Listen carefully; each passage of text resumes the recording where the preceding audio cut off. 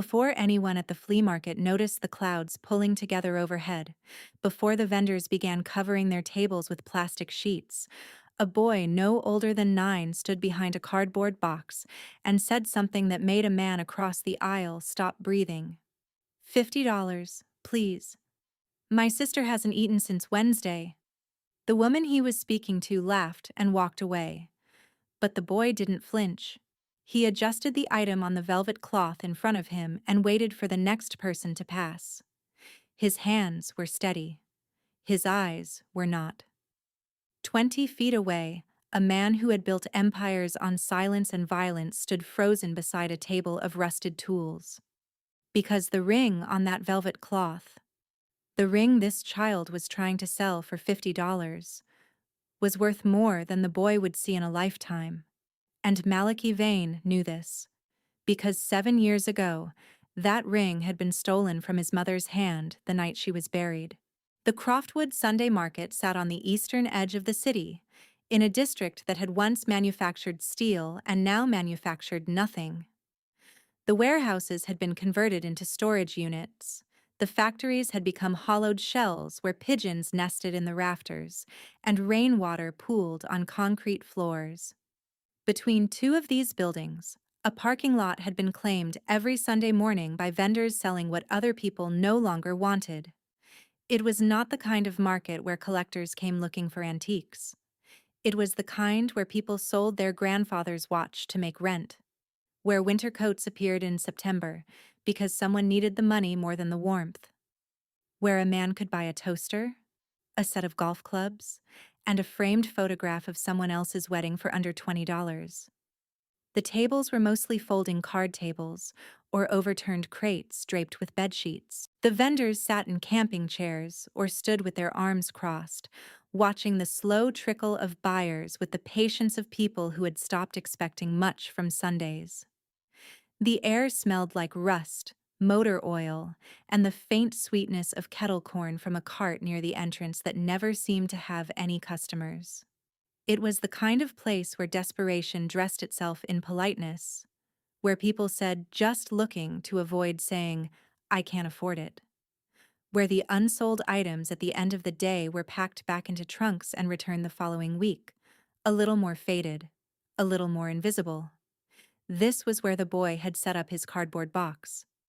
This was where he had laid out a velvet cloth he had taken from his grandmother's dresser. And this was where he had placed a ring that caught the gray October light and held it like a promise that had already been broken.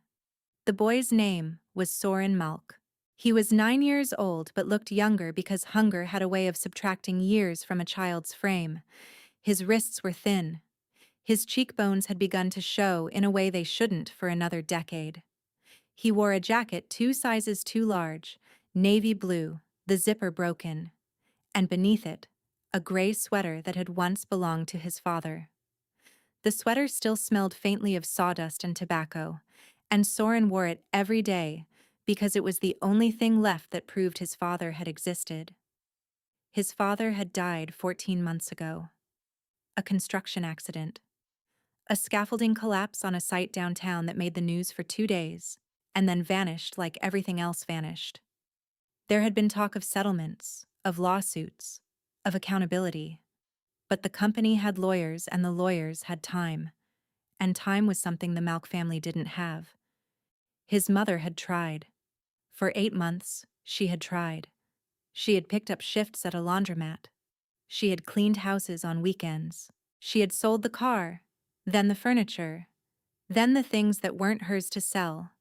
Her mother-in-law's jewelry, her husband's tools, and the television Soren used to watch cartoons on before school. And then, 3 months ago, his mother had stopped coming home. Soren didn't know where she went. The landlord said she owed 4 months of rent. The neighbors said she had been seen getting into a gray sedan one night and hadn't been seen since. The police had taken a report and told him someone from Child Services would follow up. No one had followed up. Now it was just Soren and his sister Ren. She was 6. She had their mother's eyes and their father's stubbornness and a cough that had started 2 weeks ago and hadn't stopped. She was back at the apartment right now, wrapped in every blanket they had left, waiting for Soren to return with food, or money, or something. He had found the ring 3 days ago. It had been hidden in a box in the back of his grandmother's closet. His grandmother, who had died when Soren was 4, whose apartment they had moved into after the eviction, whose belongings had mostly been sold off one by one until only the furniture and the dust remained. The ring was heavy. White gold, Soren thought, though he didn't know metals. A band of small diamonds surrounding a center stone that was pale blue and larger than his thumbnail. There were words engraved on the inside, but they were in a language Soren didn't recognize. Italian, maybe. Or Latin. Something old. He didn't know what the ring was worth. He had looked it up on the old laptop at the public library, typing blue diamond ring value into the search bar and scrolling through images that looked nothing like what he held. The internet told him diamonds could be worth thousands, tens of thousands, hundreds of thousands. But the internet also felt like a place where Soren didn't belong, a world of auction houses and jewelry appraisers and people who wore suits and understood things. So he had brought it here, to the Croftwood Sunday Market, to a cardboard box between a man selling VHS tapes and a woman selling ceramic angels with chipped wings. He had placed it on the velvet cloth and written, "Ring, $50, on a piece of paper torn from a school notebook. $50 would buy groceries for 2 weeks. $50 would buy cough medicine for Ren. $50 would keep them alive until Soren could figure out what to do next. 3 hours had passed. No one had bought the ring. Some people had stopped. They had looked at it, picked it up, and turned it in the light. One man had offered $20. Soren had said no. Another had offered $30 and called him a fool when Soren shook his head. A woman with too much perfume had asked where he got it, and Soren had said, "It was my grandmother's." And the woman had looked at him with something that might have been suspicion or pity and walked away. Now the clouds were darkening and the vendors were starting to pack up, and Soren was standing behind his cardboard box with $52 worth of hope and 6 years worth of responsibility pressing down on his shoulders. And 20 feet away, a man in a charcoal coat was staring at the ring like he had seen a ghost. 7 years ago, Malachi Vane had buried his mother in a cemetery on the northern edge of the city, where the headstones were older than the roads, and the oak trees had been standing since before the war. Her name was Cordelia. She had been 63 years old. She had worked as a seamstress for 41 of those years, hunched over a sewing machine in a back room of a tailor shop on Bleecker Street, stitching suits for men who never learned her name. Her hands had been ruined by the work, knuckles swollen, fingers curved inward like the legs of a spider. But she had never complained. She had raised Malachi alone. She had kept him fed when there was no reason he should have been. She had done things a mother should never have to do to keep a roof over their heads, and she had never once let him see her cry. The ring had been her only inheritance. Her mother, Malachi's grandmother, had brought it from Palermo in 1936, sewn into the lining of her coat. It had survived the crossing. It had survived the tenements. It had survived the decades of poverty that followed. Cordelia had worn it every day of her adult life, not on her finger, but on a chain around her neck, hidden beneath her blouse, close to her heart. The stone was a blue diamond, not the pale blue of costume jewelry, but the deep, saturated blue of a twilight sky. The band was platinum, not white gold, engraved on the inside with 3 words in Italian, per sempre tua, forever yours. Malachi had been told the ring was worth nothing. His mother had told him this deliberately, perhaps to protect him from wanting it, perhaps to protect the ring from being taken. It was only after her death, when he had the stone appraised, that he learned the truth. The diamond was a Type 2B, one of the rarest classifications in the world. The ring was valued at over $1 million, and it had been stolen from her body the night she was buried. Malachi had not been there when it happened. He had left the cemetery after the service, after the last mourners had gone, after the groundskeeper had begun filling the grave. He had gone to a bar on the south side and drunk until he couldn't feel his hands. He had returned the next morning to place flowers on the fresh dirt, and found the grave disturbed. The groundskeeper swore he knew nothing. The funeral home denied any involvement. The police filed a report that went nowhere. But Malachi knew how the world worked. He knew that graves were robbed by men who watched funerals, who noted the jewelry, who returned after dark with shovels and flashlights, and the kind of emptiness in their chests that allowed them to pry rings from the fingers of the dead. He had searched for 7 years. He had used every resource his organization possessed: informants, fences, pawnbrokers, collectors who dealt in estate jewelry with questionable provenance. He had offered rewards. He had made threats. He had visited violence upon men who knew things and refused to say them. The ring had never surfaced. Until now. Until a boy at a flea market in the forgotten part of the city placed it on a velvet cloth and asked for $50. Malachi had not moved from his position beside the table of rusted tools. His eyes had not left the ring. His breath had gone shallow, and his hands, buried in the pockets of his coat, had curled into fists so tight that his nails were cutting into his palms. He did not know how the ring had traveled from his mother's grave to this cardboard box. He did not know who had taken it, who had sold it, who had bought it, or how many hands it had passed through before arriving here. But he knew one thing with absolute certainty. That ring belonged to him, and the boy who was trying to sell it was about to tell him everything. Soren saw the man staring. He had become good at reading faces over the past 3 months. He could tell which customers were curious and which were serious. He could tell which ones would try to lowball him and which ones would walk away without a word. He could tell when someone was looking at the item and when someone was looking at him, assessing, calculating, deciding whether a 9-year-old boy alone at a flea market was someone to pity or someone to exploit. This man was different. This man was looking at the ring the way people look at photographs of the dead. Like the object held something inside it that couldn't be named. Like seeing it had torn open a wound that had never fully healed. Soren didn't know who the man was. He only knew that the man was large, and that his coat was expensive, and that his face had the kind of stillness that Soren had learned to fear. The stillness of men who didn't need to raise their voices. The stillness of men who could hurt you without ever changing expression. He thought about packing up the ring and leaving. But leaving meant going back to the apartment with nothing. Leaving meant looking at Ren's face and telling her there would be no dinner again. Leaving meant listening to her cough through another night and knowing that the medicine she needed was sitting on a pharmacy shelf 12 blocks away, waiting for money he didn't have. So Soren stayed. He adjusted the ring on the velvet cloth. He straightened the piece of paper with the price. And he waited. The man started walking toward him. Soren's heart began to pound.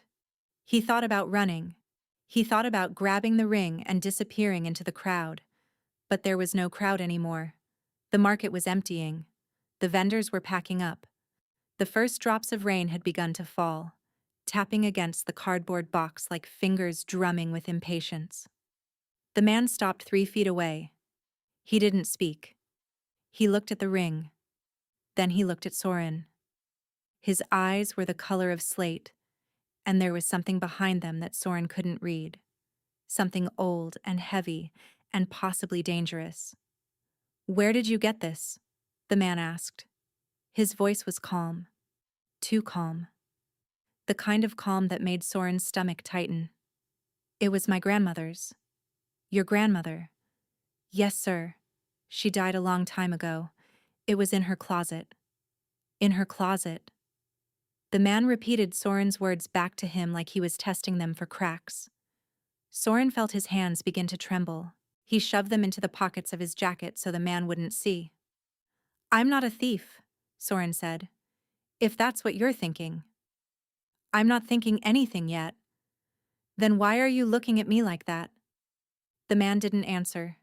He reached down and picked up the ring. He held it to the gray light. He turned it slowly, examining the band, the setting, and the stone that caught the clouds and held them. And then he looked at the inside of the band. Soren watched the man's face change. It wasn't a dramatic change. It was subtle.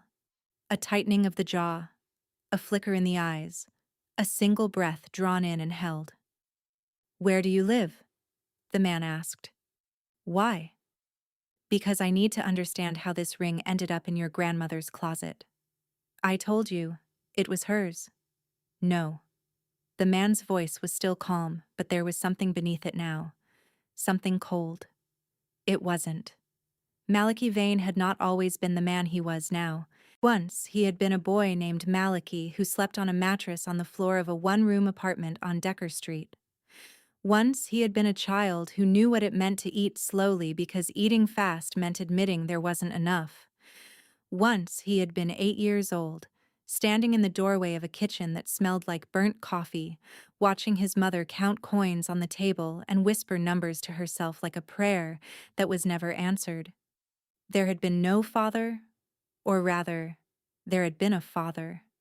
A man named Enzo Vane who had appeared occasionally throughout Malachi's childhood like a thunderstorm, full of noise and damage, and then vanished again, leaving wreckage behind. Enzo had gambled. Enzo had drunk. Enzo had borrowed money from men who did not believe in forgiveness. And when those debts came due, it was Cordelia who paid them. With labor, with dignity, with pieces of herself that she could never get back. Malachi remembered the night Enzo had tried to take the ring. He had been 11. He had woken to the sound of shouting in the kitchen. He had crept down the hallway and seen his father gripping his mother's wrist, twisting it, trying to unclasp the chain around her neck. Cordelia had been crying, not sobbing. She never sobbed, but crying silently, the tears running down her face while she held onto the ring with her other hand, like it was the only thing keeping her tethered to the earth. It's worth money, Enzo had said. You want us to starve? You want your son to starve? It's not yours to take. Everything in this house is mine. Not this. Never this. Malachi had watched his mother pull free. He had watched her back against the counter, clutching the ring to her chest. He had watched his father raise his hand, not to strike, but to threaten, to remind her who held the power in that room. And then, Malachi had done something he had never done before. He had stepped into the kitchen. He had picked up a cast-iron skillet from the stove, and he had said, in a voice that didn't sound like his own, "If you touch her again, I'll kill you." Enzo had laughed. But he had also looked at his son, really looked at him, and seen something that made the laughter die in his throat. He had lowered his hand. He had walked out of the apartment, and he had never come back. That was the night Malachi Vane learned what he was capable of. It was also the night his mother had told him the truth about the ring. She had sat him down at the kitchen table. She had made him a cup of tea with too much sugar, the way he liked it. And she had told him about Palermo, about her mother, Serafina, who had been the daughter of a jeweler, about the ring that had been crafted in 1928 for a count's daughter who never came to collect it, about the journey across the Atlantic, the years of hiding, the generations of women who had protected this single object because it represented something money couldn't buy, the proof that they had once belonged to something beautiful. When I die, Cordelia had said, this ring goes to you, not to sell, not to trade, to keep. Because someday you'll have a family of your own and you'll give it to someone who matters. And that's how we survive, Malachi. Not with money, with meaning. She had died 22 years later. She had been buried with the ring around her neck because Malachi couldn't bear to remove it. And 12 hours after the funeral, someone had dug her up and taken it. Now he stood in a flea market in the rain, holding that ring in his hand, staring at a boy who couldn't be older than 9. And the boy was lying. That much was obvious. Not about being a thief. Maliki believed him about that. The lie was in the grandmother's story. The lie was in how calmly the boy delivered it, how practiced it sounded, how much it resembled the kind of story a child tells when they've been told to tell it. Someone had given this boy the ring. Someone had sent him here to sell it. But looking at this child, at his hollow cheeks and his oversized jacket and his hands shoved into his pockets to hide their trembling, Maliki understood something else too. This boy was not an accomplice. He was a pawn, a tool, a desperate, starving child who had no idea what he was holding. And behind him, somewhere in the city, was a story Maliki needed to hear. "The ring is worth more than $50, Maliki said quietly. The boy stiffened. How much more? More than this entire market. More than the building behind it. The boy's face went pale. His eyes darted to the ring in Maliki's hand, then back to Maliki's face. "I didn't know," the boy whispered. I needed money for my sister. She's sick. She hasn't eaten since Wednesday." Maliki finished the sentence. "You said that earlier. It's true. I believe you." The boy blinked. He hadn't expected that. "You believe me? I believe that you're desperate. I believe that someone gave you this ring without telling you what it was. And I believe that if I walk away right now, you'll keep trying to sell it until someone offers you $100 and walks off with something worth 1,000 times that." The boy said nothing. His jaw was tight. His eyes were wet. Maliki looked at him, really looked at him, and saw himself. Not the man he had become, but the boy he had been. The boy who had stood in doorways and listened to his mother cry. The boy who had learned to fight because no one else would fight for him. The boy who had made promises to himself in the dark. Promises about power and protection, and never being helpless again. "What's your name?" Maliki asked. "Soren." "Soren what?" "Malk. Soren Malk." "And your sister, the one who's sick, what's her name?" Soren hesitated. His instincts were telling him not to answer, but something in Maliki's voice, something that didn't match the man's appearance, something that sounded almost like kindness, made him speak anyway. "Ren. Her name is Ren." Maliki nodded slowly. He looked at the ring one more time. Then he looked at the boy. "I'm not going to take this from you," he said. "Not yet. But I need you to tell me the truth. All of it. And in exchange, I'm going to feed your sister." The rain had started falling harder now. The last of the vendors were retreating to their cars, hauling boxes and folding tables. The parking lot was emptying. The kettle corn cart had already disappeared. Soren stood behind his cardboard box, the velvet cloth darkening with water, and looked at the man who had just offered to feed his sister. Every instinct he had developed over the past 3 months told him to run. This man was dangerous. Soren could feel it the way animals feel earthquakes before they hit. A vibration beneath the surface, a warning that didn't require explanation. The man's coat was too expensive. His posture was too controlled. His eyes held the kind of stillness that came from having done things that couldn't be undone. But Soren also knew what waited for him if he walked away. He knew the sound of Ren's cough at 3 in the morning, wet and thick and getting worse. He knew the way she had stopped asking for food because she had learned that asking made him look sad. He knew the weight of her body when he carried her to bed, lighter every week, her ribs more prominent through her nightgown. He knew that desperate people made desperate choices, and he knew that he was out of choices. "Why would you help us?" Soren asked. His voice was harder than he intended. It was the voice he used when older kids at the market tried to steal from his box. The voice that said, "I'm not weak, even if I look like I am." Maliki didn't flinch. "Because that ring was stolen from someone I loved," he said. and I need to know how it ended up with you. I told you, my grandmother. Your grandmother didn't own this ring. I know who owned it. And I know she's been dead for 7 years. Soren's stomach dropped. I'm not accusing you of anything, Maliki continued. I told you. I believe you didn't know what this was. But someone did. Someone gave this to you, or your family, at some point. And I need to understand who and why. What if I don't know? Then you'll tell me what you do know, and we'll work backward from there. Soren looked at the ring in Maliki's hand. The rain was beating on the stone, catching light that shouldn't have existed under clouds this dark. What happens if I tell you everything? Soren asked. What happens to me and Ren? That depends on what you tell me.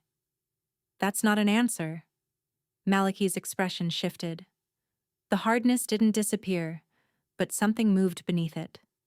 Something that looked almost like respect. You're right, he said. It's not. He reached into his coat pocket. For a moment, Soren tensed. But what Maliki pulled out was a phone, not a weapon. There's a diner 4 blocks east of here, Maliki said. Brennan's. They serve real food. Hot food.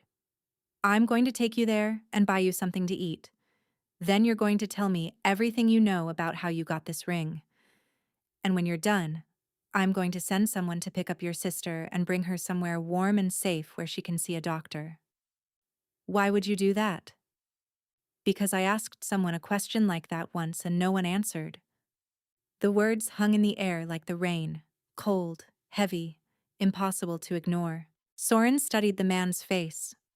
He had become an expert at reading danger, at identifying the difference between people who wanted to hurt him and people who simply didn't care.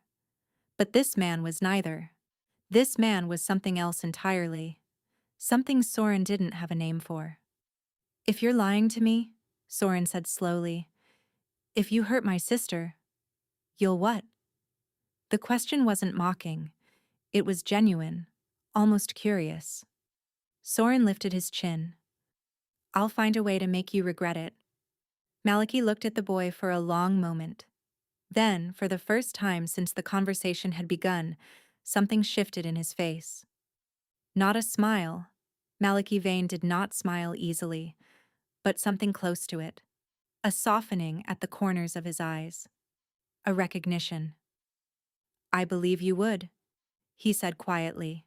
He handed the ring back to Soren. Hold on to this. For now. When you've told me everything, we'll decide what to do with it together. Soren looked at the ring in his palm. Then he looked at the man. And for reasons he couldn't explain, he nodded. Brennan's Diner sat on the corner of Harwick and Ninth, a narrow brick building with windows so fogged with steam that you couldn't see inside from the street. The bell above the door chimed when they entered. The air smelled like coffee and bacon grease, and something sweet baking in the back. The waitress looked up from behind the counter. She saw Maliki first, and her face changed. Not with fear, but with the careful awareness of someone who understood that certain customers required a different kind of attention. Back booth, Maliki said. She nodded and led them to a corner table with cracked vinyl seats and a window that looked out onto an alley filled with dumpsters. It wasn't the prettiest view, but it was private. The nearest occupied table was 15 feet away. Soren slid into the booth across from Maliki. His hands were still shaking. He put them under the table so the man wouldn't see. The waitress brought menus, but Maliki waved them away. 2 burgers, fries, 2 hot chocolates, a bowl of soup. Whatever's hot. He looked at Soren. You allergic to anything? Soren shook his head. And a slice of whatever pie you've got. The waitress wrote it down and left. For a moment, neither of them spoke. Soren looked at the salt shaker, the paper napkin dispenser, the small jukebox mounted on the wall that probably hadn't worked in 20 years. He looked at everything except the man sitting across from him. Start from the beginning, Maliki said. Your grandmother. The one who died when you were 4? Tell me about her. Soren swallowed. Her name was Betta Malk. She was my dad's mother. She lived on Cromer Avenue in a little apartment with green carpet and too many pictures on the walls. She used to give me peppermints from her purse. And the ring? I never saw it before 3 days ago, I swear. We moved into her apartment after. He stopped. Started again. After things got bad, I was looking for stuff to sell. There was a box in the back of her closet, behind a bunch of old coats. The ring was inside. What else was in the box? Soren hesitated. Some papers, a photograph, and a letter. Malachi's eyes sharpened. What kind of letter? I don't know. I couldn't read it. It was in another language.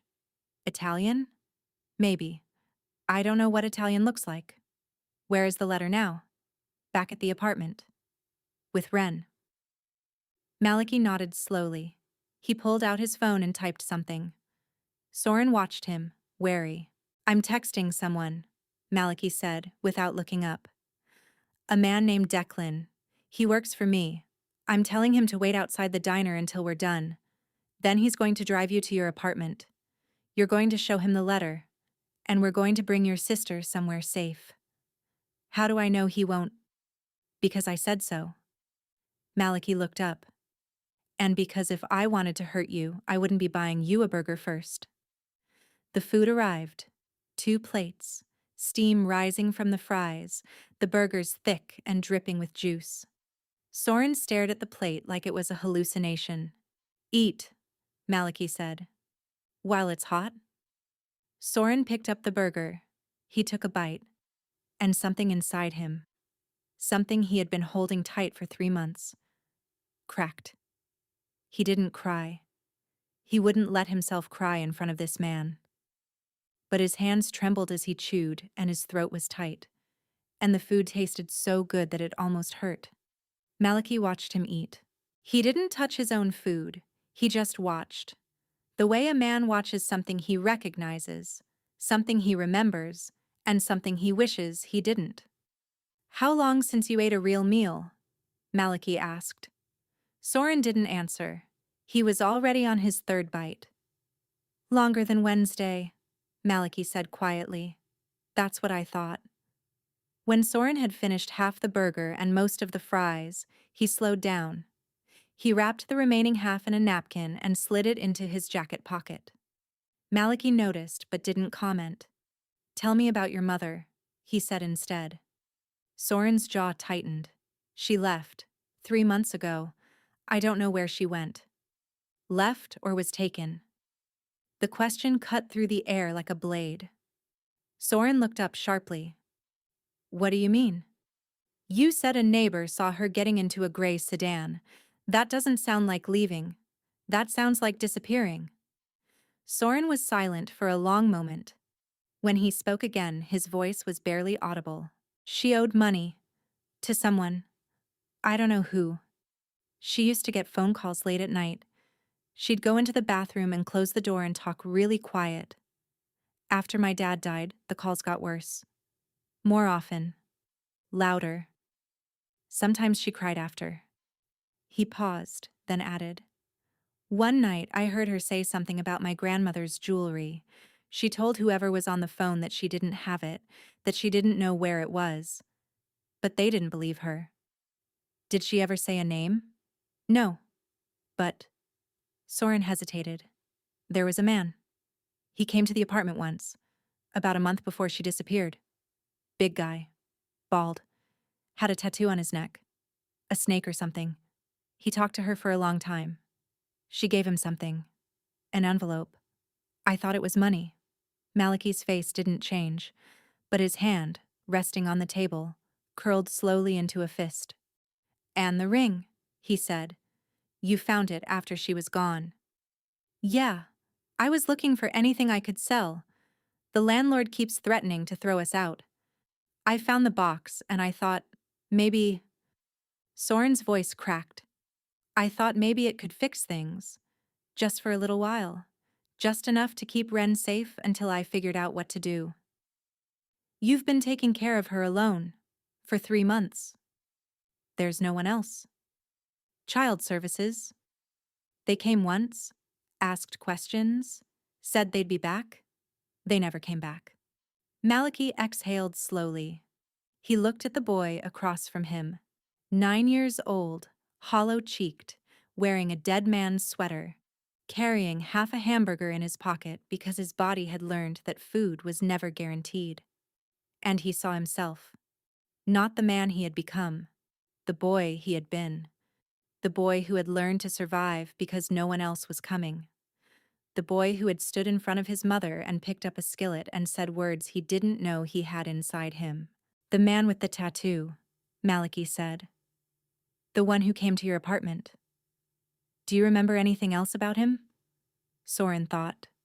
He drove a black car, one of those big ones, an SUV, I think. And when he left, he said something to my mom. I only heard part of it. What did he say? Soren looked down at his hands. He said, Your mother-in-law had something that doesn't belong to her. Tell me where it is, or this gets worse. The silence that followed was absolute. Malachi didn't move. He didn't blink. He simply sat there, processing the words, fitting them into a picture that was finally starting to form. Your mother-in-law, Bet Malk. The woman who had died when Soren was 4. The woman who had somehow ended up with a ring that had been stolen from Cordelia Vane's grave. Your grandmother, Malachi said slowly, when she died. What happened to her belongings? Nothing. Nobody wanted them. My dad was going to clean out the apartment, but he never got around to it. After he died, we moved in because it was cheaper than paying rent. Most of her stuff was still there. Including the box. Yeah. The box with the ring. And the letter. Yeah. Malachi stood up. He pulled a $100 bill from his wallet and dropped it on the table. Finish your food, he said. We're going to your apartment. The apartment was on the 5th floor of a building on Cromer Avenue that had stopped pretending to be maintained sometime in the last decade. The hallway smelled like mold and cigarette smoke, and something sharper beneath. The ammonia tang of too many bodies living too close together in spaces not designed to hold them. Soren unlocked the door with a key he wore on a string around his neck. The apartment was small. 1 bedroom. A bathroom with a cracked mirror. A kitchen where the stove only worked on 2 burners. The green carpet Soren had described was worn thin in patches, and the walls were covered with framed photographs, black and white portraits of people who had been dead for generations. Ren was on the couch, wrapped in a blanket. She looked up when the door opened and her face split into a smile. Soren! Then she saw Malachi, and the smile vanished. She pulled the blanket tighter around herself and shrank into the corner of the couch. It's okay, Soren said quickly. He crossed to her and knelt beside the couch. He's going to help us. Ren's eyes were enormous. Her skin was pale, almost translucent, and her breathing had a rasp to it that Malachi could hear from across the room. She needs a doctor, Malachi said. I know. Tonight. I know. Soren looked at his sister. He brushed her hair back from her forehead. A gesture so tender, so practiced, that Malachi felt something in his chest constrict. Ren, this man is going to take us somewhere warm. There's going to be a doctor. And food. Real food, not gas station stuff. Are we in trouble? No, we're not in trouble. Is Mommy coming back? The question hung in the air. Soren's hand stopped moving. I don't know, he said softly. But I'm here. I'm not going anywhere. Ren looked at him with eyes that had already seen too much. Then she looked at Malachi. Are you a bad man? Malachi walked forward slowly. He crouched down so he was at her level, not looming, not threatening. His knees protested the position, but he held it. I've done bad things, he said. But I'm not going to do bad things to you. I promise. Soren says promises don't always work. Your brother's smart. Some promises don't. But this one will. Ren studied his face the way children do, without pretense, without politeness, looking for something adults had long since learned to hide. Your eyes are sad, she said finally. Maliki didn't look away. Yes, he said. They are? Why? Because someone I loved died a long time ago, and I couldn't protect her. Ren considered this. I'm sorry, she said. And Maliki Vane, who had not cried in 23 years, felt something shift behind his ribs that he didn't have a name for. The box, he said to Soren, his voice rougher than before. Where is it? Soren went to the bedroom closet. He returned with a cardboard box, the edges soft with age, the lid held on with a rubber band. He set it on the kitchen table and opened it. Inside were the papers he had described. A photograph, sepia-toned, showing two women standing in front of a ship. And a letter, handwritten on yellowed paper, the ink faded but still legible. Maliki picked up the letter. His eyes moved across the words. It was in Italian. He could read it. And as he did, the final pieces of the picture fell into place. The letter was dated 6 years ago. It was addressed to Bet Mulk, and it was from a woman named Lucia Terranova, the wife of Enzo Vane's brother. I am returning the ring as promised. My husband took it from the cemetery, and I did not know until he confessed on his deathbed. I cannot keep something that does not belong to me. Please give it back to its rightful owner. I am ashamed it took me this long. Maliki read the letter twice. Then he set it down. The ring had been stolen by his uncle, a man Maliki had barely known, a man who had died 6 years ago. It had been mailed to Bet Malk. Why her, he didn't know yet, but that was a question for another day. And it had sat in this closet ever since, forgotten, until a 9-year-old boy had found it and tried to sell it for $50. What does it say? Soren asked. Maliki looked at him. It says the ring was stolen. A long time ago. By someone who's dead now. It was sent here by mistake. The person who sent it didn't know where else to send it. So it's not ours? No. Soren's face fell. The last hope. The hope that $50 could fix everything. Drained out of him like water from a cracked cup. But, Maliki said, the people who came looking for it, the man with the tattoo, they didn't know that. They thought your mother's family had something valuable. They thought they could take it. Is that why she disappeared? Maliki was silent for a moment. I'm going to find out, he said. And when I do, I'm going to fix it. How? The same way I fix everything. He didn't elaborate. He didn't need to. He pulled out his phone and made 2 calls. The first was to Declan. Cromer Avenue, 5th floor, apartment 5C. I need a car and a doctor. 15 minutes. The second was to a woman named Priya Khatri. A name Soren didn't recognize, but a name that made things happen in this city. I need a safe house, Maliki said. 2 children. One needs medical attention. Set it up tonight. Clean documentation. No questions. He hung up. Soren stared at him. Who are you? Maliki put the phone away. Someone who should have found that ring 7 years ago. Someone who's going to make sure you and your sister never sleep in a place like this again. He looked at Ren, still curled on the couch. Her breathing shallow but steady. Pack what you need, he said to Soren. We leave in 10 minutes. The safe house was a brownstone on the west side of the city, in a neighborhood where the streets were clean and the trees had been planted deliberately. It had 3 bedrooms, a kitchen stocked with food, and a doctor waiting in the living room when they arrived. Her name was Dr. Iris Bellamy. She was 60 years old, with steel gray hair and hands that moved with the confidence of someone who had seen everything and stopped being surprised decades ago. She examined Ren on the couch while Soren sat beside her. holding her hand. Bronchitis, Dr. Bellamy said when she finished. Not pneumonia yet, but close. She needs antibiotics, fluids, rest, and about 10 pounds of weight she doesn't have. She looked at Maliki. How long has she been like this? Weeks, Soren said before Maliki could answer. I tried to get her medicine, but you did what you could.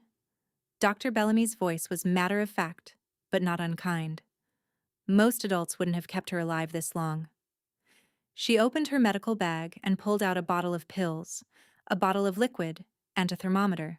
Antibiotics twice a day with food, children's ibuprofen for the fever, plenty of water, juice, anything except soda. She needs to eat. Small meals, often. Soup is good. Protein is better. She handed everything to Soren. Can you remember all that? Yes. Good. I'll check on her in 2 days.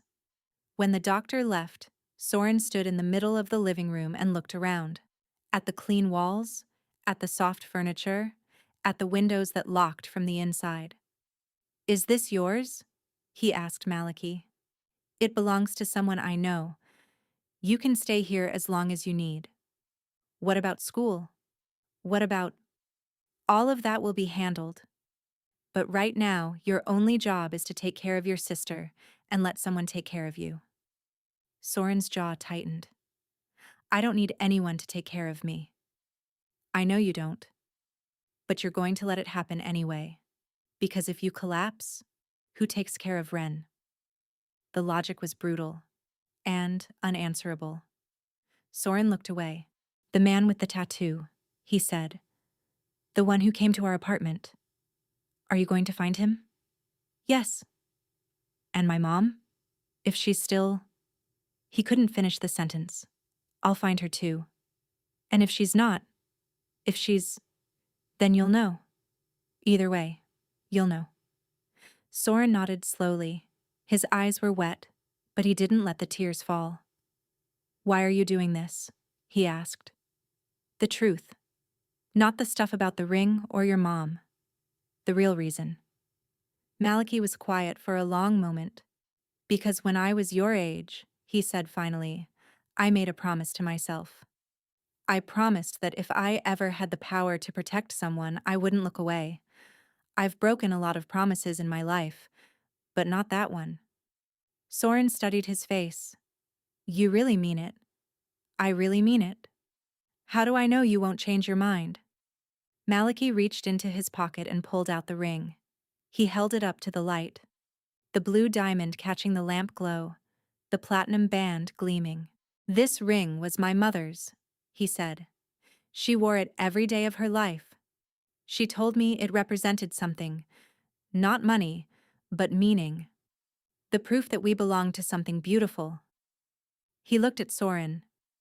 You found it. You tried to sell it for $50 to feed your sister. You didn't know what it was, but you knew what it could do. And that means something to me. He pressed the ring into Soren's palm. Keep it. Until we figure out what happens next. Consider it collateral. Collateral for what? For the promise I just made. Over the following weeks, things began to happen in ways Soren hadn't thought possible. Ren recovered. The antibiotics worked. The fever broke. She started eating again. Real meals, not gas station scraps. And color returned to her cheeks. Within 10 days, she was laughing again. Within 2 weeks, she was asking to go outside. Priya Khatri arranged documentation. Temporary guardianship papers that named a woman called Helen Marsh, a name that didn't belong to anyone, filed with an address that led to a lawyer's office downtown. It was enough to satisfy the bureaucracy, enough to keep child services from asking questions. Dr. Bellamy returned every few days. She pronounced Ren healthy, then healthier, then as healthy as any 6-year-old I've ever seen. She told Soren he had done an extraordinary job under impossible circumstances. She didn't say it like a compliment. She said it like a fact. And Maliki Vane did what he had promised. He found the man with the tattoo. His name was Victor Slade, and he worked for a loan shark on the east side, a man named Caro who specialized in predatory lending to desperate people. Slade had been the one who visited Soren's mother. Slade had been the one who threatened her about the ring. And Slade had been the one who put her in a car when she couldn't pay. Maliki found her in a warehouse in the industrial district. She had been held for 12 weeks, forced to work off a debt that compounded faster than she could pay. She was thin and frightened and damaged in ways that would take years to heal. But she was alive. The reunion happened at the brownstone. Soren was sitting at the kitchen table helping Ren with a puzzle when the front door opened. He looked up. His mother stood in the doorway. She was thinner than he remembered. Her hair was shorter. There were shadows under her eyes that hadn't been there before. But she was there. "Mom!" She ran to him. She fell to her knees and pulled him into her arms and held him so tightly that he couldn't breathe. And for the first time in 3 months, Soren let himself cry. Ren climbed off her chair and wrapped herself around both of them, and the three of them stayed there on the floor of the kitchen, tangled together, weeping, holding on. Maliki watched from the hallway. He didn't enter the room. He didn't speak. He simply stood there, hands in his pockets, face unreadable, and watched a family put itself back together. Later that night, after the children had gone to bed, Soren's mother found Maliki on the front porch. Her name was Marisol. She had dark hair and dark eyes and a voice that shook when she spoke. "They told me you were the one," she said. "The one who found me. The one who got Victor to talk." "Yes." "They told me what you do. Who you are. Does that change anything?" She was silent for a long moment. "No," she said finally. "It doesn't. Because you brought me back to my children. And nothing else matters." She reached into her pocket and pulled out the ring. Soren had given it to her earlier, explaining everything: the box, the letter, the flea market, the man who had stopped and stared. "This belongs to you," she said. Maliki looked at the ring his mother had worn every day. The ring that had been stolen from her grave and mailed to a stranger and hidden in a closet for 6 years. The ring that had brought him to a flea market on a rainy Sunday and put him in front of a 9-year-old boy with hollow cheeks and a dead man's sweater. "Keep it," he said. Marisol blinked. "What?" "My mother told me that ring was meant to be given to someone who matters. Someone who would carry it forward and give it meaning." He looked at the brownstone, at the windows where, somewhere inside, a boy and his sister were sleeping in clean beds for the first time in months. "I think she would have wanted it to stay with you." Marisol stared at him. "I don't understand." "You don't have to." He turned and walked down the steps. At the bottom, he paused. "There's a man named Declan who will check in on you. If you need anything at all, tell him. The brownstone is yours for as long as you need it. The documentation will hold. And Caro," his voice hardened. "Caro won't be a problem for anyone ever again." He left the rest unsaid. 6 months later, on a Sunday afternoon in April, Maliki Vane drove through a neighborhood on the west side of the city. The trees were blooming. The streets were full of people walking dogs and pushing strollers. The sky was the kind of blue that made you forget winter had ever existed. He parked across from a brownstone on Haversham Street. Not the safe house. That had served its purpose and been returned to anonymity. This was a different place, a permanent one. Through the window he could see Marisol in the kitchen, cooking something on the stove. He could see Ren at the table, drawing with crayons, her tongue sticking out in concentration. He could see Soren sitting beside her, helping her with something, laughing at something she said. They looked like a family. They were a family. Soren had returned to school 2 months ago. His teachers said he was catching up fast. Ren had started kindergarten. The doctor said her lungs were clear. Marisol had found a job at a bakery 3 blocks away. Not much, but enough to start rebuilding. And the ring that had started everything, sat in a small velvet box on Marisol's dresser. She wore it sometimes, on special occasions, but mostly she kept it safe, waiting for the day when Soren would be old enough to decide what to do with it. Malachi watched the house for a long time. He thought about his mother, about Cordelia, who had worked 2 jobs and never complained, who had protected him from his father, who had told him that the ring represented meaning, not money, who had died before he could become the kind of man who could protect her. He thought about the boy at the flea market, the boy who had tried to sell $1 million ring for $50 because his sister was hungry, the boy who had looked him in the eye and said, "If you hurt my sister, I'll find a way to make you regret it." He thought about the promise he had made to himself at 11, standing in the kitchen with a skillet in his hand.